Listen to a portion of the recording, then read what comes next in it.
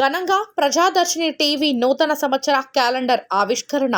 ఖమ్మం జిల్లా సత్తుపల్లి నియోజకవర్గం తల్లాడలో ప్రజాదర్శిని TV news నూతన క్యాలెండర్ను సత్తుపల్లి మాజీ ఎమ్మెల్యే సండ్ర వెంకట వీరయ్య ఆవిష్కరించారు.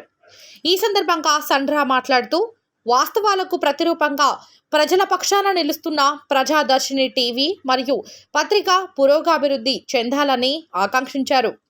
ప్రజాదర్శిని టీవీ ప్రేక్షకులకు, యాజమాన్యానికి ముందుగా సంక్రాంతి శుభాకాంక్షలు మరియు సత్తుపల్లి నియోజకవర్గ ప్రజలందరికీ సంక్రాంతి శుభాకాంక్షలు తెలియజేస్తూ, తెలుగువారు అందరూ జరుపుకునే పండుగల్లో సంక్రాంతి పండుగ గొప్ప పండుగ అని అన్నారు.